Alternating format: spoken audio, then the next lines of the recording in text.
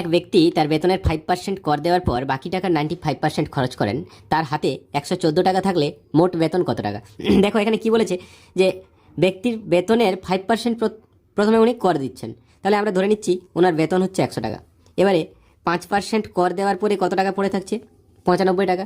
এবারে কি বলেছে না এই বাকি টাকার 95% খরচ করে ফেলছেন। 95% যদি খরচ করেন তাহলে সেভিংস মানে সঞ্চয় কত টাকা হচ্ছে না বাকি টাকার 5%, দ্যাট ইজ 95 টাকার 5%। 5% মানে আমি 5-এর 100 লিখতে পারি। তাহলে এইটা ইকুয়ালস টু 114 টাকা না? তাহলে 1 টাকা সমান কত? 114/95, নিচে হবে 5 আর এই নিচের 100টা উপরে তুলে দিচ্ছি। তাহলে 100 টাকা সমান কত হচ্ছে না ইন্টু 100। এবারে কাটাকাটি করো। 5 20-তে 5 19, 5 4-এ 19, 6 6 4-এ 24, তাহলে 2400 টাকা হয়ে যাবে answer. Option A is the answer. Next, Neelam তার বেতনের 20% ভাড়া দেওয়ার পর বাকি টাকা 70% সংসারে খরচ করেন। তার সঞ্চয় 3600 টাকা হলে বেতন কত টাকা? এখানেও দেখো সেম টাইপের প্রবলেম। আমরা ধরে নিচ্ছি না ওনার বেতন 100 টাকা। তাহলে কি বলেছে প্রথমে না তার বেতনের 20% ভাড়া দিচ্ছেন। 20% যদি ভাড়া দেন তাহলে থাকছে কত? 80 টাকা। এবারে বাকি টাকার 70% সংসার খরচ করছেন। 70% যদি সংসার খরচ করেন তাহলে সঞ্চয় কত হচ্ছে? বাকি টাকা 30%। তাহলে এই টাকাটা 30% মানে 8-3 24 টাকা। এই 24 টাকা হচ্ছে বা 24 ইউনিট ধরতে পারো ইকুয়ালস টু 3600 টাকা। তাহলে 1 সমান কত আর 100 সমান কত? 3600/24 গুণিত 100। তাহলে 6 4-এ 6 6 0 4 15 100, তাহলে হয়ে যাচ্ছে 15,000 টাকা। Option A is the answer. একটি নির্বাচনে দুজন প্রার্থীর মধ্যে বিজয়ী প্রার্থী মোট ভোটের 60% পেয়ে 5000 ভোটে জয়লাভ করে। তাহলে মোট ভোটারের সংখ্যা কত? দেখো কি বলেছে না যিনি বিজয়ী প্রার্থী তিনি মোট ভোটের 60% পেয়েছেন। তাহলে যিনি পরাজিত হয়েছেন উনি কত পার্সেন্ট পেয়েছেন না 100 - 60, দ্যাট ইজ 40%। এবারে কি বলেছে 5000 ভোটে জয়লাভ করেছেন। তাহলে এখানে যিনি জিতেছেন ভোট মার্জিনটা কত? 60% - 40%, দ্যাট ইজ 20%। এই 20% ইকুয়ালস টু 5000 ভোট। এবারে কি বলেছে মোট ভোটারের সংখ্যা। মোট ভোটার মানে কত? 100%। তাহলে 20% ইকুয়ালস টু যদি 5000 হয় 100% ইকুয়ালস টু কত হবে না 5000/20 ইন্টু 100, 20 5-এ, তাহলে 5 5-এ অ্যান্সার হয়ে যাবে 25,000। Option C is the answer. Next দেখো কি বলেছে একটি নির্বাচন ক্ষেত্রের 25% ভোটার ভোটদানে বিরত ছিলেন। যারা ভোট দিয়েছেন তার মধ্যে 2% ভোট বাতিল হয়। গ্রাহ্য ভোটের 75% ভোট পেয়ে যিনি নির্বাচিত হয়েছেন তিনি যদি 9261 ভোট পেয়ে থাকেন তবে মোট ভোটার কত?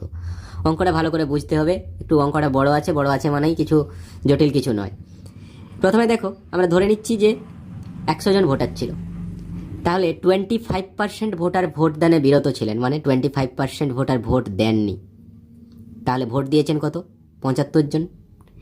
এবারে কি বলেছে যারা ভোট দিয়েছেন এই 75 জন ভোট দিয়েছিলেন এদের 2% ভোট বাতিল হয়ে গেছে।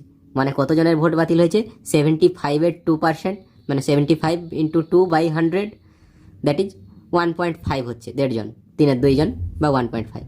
তাহলে 75 জনের মধ্যে যদি 1.5 জনের ভোট বাতিল হয়ে যায় তাহলে যে ভোটটা গ্রাহ্য হয়েছে সেটার সংখ্যা কত না 75 থেকে 1.5 বাদ দিলে কত হচ্ছে 73.5। তাহলে গ্রাহ্য ভোট হচ্ছে 73.5। এবারে কি বলেছে গ্রাহ্য ভোটের 75% ভোট পেয়ে যিনি নির্বাচিত হয়েছেন তিনি 9261 ভোট পেয়েছেন। তাহলে এর 75% এইটা ইকুয়ালস টু কত না 9261। তাহলে 73.5 × 75%, আমি এটাকে লিখতে পারি 73.5। 75% মানে 3/4, 75/100 কাটাকাটি করলে 3/4, তাহলে ইন্টু 3/4, এইটা ইকুয়ালস টু 9261। এবারে আমার কি চাই 100 বের করতে হবে। তাহলে 100 ইকুয়ালস টু কত না 9261/73.5, নিচে 3/4টা, নিচে 3টা উপরে 4 গুণ করে দিলাম, আর এই 100-এর জন্য এদিকে একটা 100 গুণ করলাম। এবারে কাটাকাটি করো। প্রথমে একটা এখানে পয়েন্টটা তুলে দিলাম, এদিকে একটা জিরো বসিয়ে দিলাম, মানে পয়েন্ট তোলা মানে কি এখানে 10 গুণ করা হলো, ওপরে কোনো একটার সাথে আমি 10 গুণ করে দিলাম। এবারে এটা কাটাকাটি করলে হচ্ছে বেশ বড় কাটাকাটি হবে একটু। এটাকে 5 দিয়ে কাটলে 5 একে 5 2 3 4 7, এটাকে 5 দিয়ে কেটে দাও 8। এবারে 3 দিয়ে কাটলে 3 3 0 8 24 2 1 7। আবার দেখো 3 দিয়ে এটা কাটবে 3 4 12 9, 3087কে এইদিকে লিখছি, এটা 8 একটা রয়েছে, আচ্ছা এইদিকে লিখি, ফাঁকা আছে। 3 10 2 2 7 9। এবারে দেখো 7 7 7 1 7 3 2 7 4 28 4 9, দ্যাট ইজ 7। আবার 7 দাও 21, নিচে আর কিছু থাকছে না, তাহলে উপরে রইল 21 8 আর 100। 21 8 কত? 168, শেষে দুটো জিরো আছে, দুটো জিরো বসিয়ে দাও, অ্যান্সার কত হলো? 16,800। আমাদের অপশান ডি হয়ে যাবে অ্যান্সার। কোনো পরীক্ষায় রাম 30% নম্বর পেয়ে 15 নম্বরের জন্য ফেল করলো, আবার মোহন 40% নম্বর পেয়ে 5 নাম্বার থেকে 35 নাম্বার বেশি পেল, তাহলে পরীক্ষায় 5 নাম্বার শতকরা কত? খুব সুন্দর অঙ্ক। দেখো, যে 30% পেয়েছে সে 5 মার্কস থেকে 15 নাম্বার কম পেয়েছে, আবার যে 40% পেয়েছে সে 5 মার্কস থেকে 35 নাম্বার বেশি পেয়েছে। তার মানে এই 30% আর 40%-এর ডিফারেন্স কত হচ্ছে? 10%। আর এদিকে ডিফারেন্স কত হচ্ছে? একজন 5 মার্কসের থেকে 15 মার্কস কম পেয়েছে, আর একজন 5 মার্কসের থেকে কত বেশি পেয়েছে? 35 মার্কস বেশি পেয়েছে। তার মানে দুটোর মধ্যে পার্থক্য কত? 50। সেই পার্থক্যটা 10% ইকুয়ালস টু 50। তাহলে আমার কি চেয়েছে? পরীক্ষায় 5 নাম্বার শতকরা কত? তাহলে এখানে কি বলেছিল না, 5 নাম্বার কত আমাদের দরকার? দেখো 10% ইকুয়ালস টু যদি 50 হয়, তাহলে 30% ইকুয়ালস টু কত? এর 3 গুণ হয়েছে 30%, তাহলে আমি 50-এর সাথে 3 গুণ করলে কত পাচ্ছি? 150।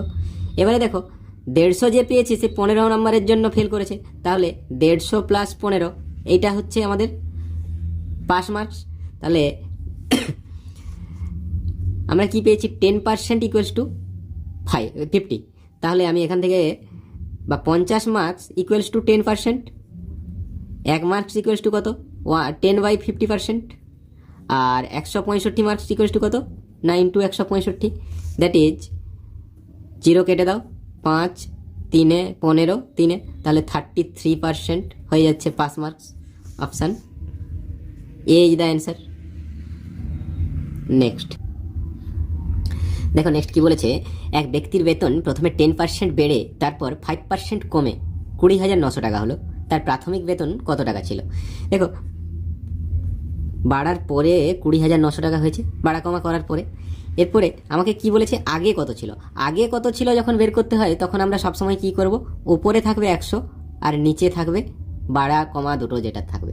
এখানে প্রথমে কত বেড়েছিল? 10%, তাহলে 100/110, আর পরে 5% কমেছে, তাহলে 100/100 - 5, দ্যাট ইজ 95।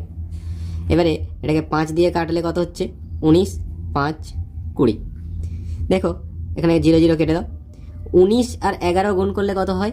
209 হয় না? তাহলে 209 ডাইরেক্টের সাথে কেটে দাও, তাহলে কি হচ্ছে? 100 পড়ে থাকছে। উপরে কি রইল তাহলে? 20, তার পিছনে 3টে 0, 20,000 অ্যান্সার হয়ে গেল অপশান এ।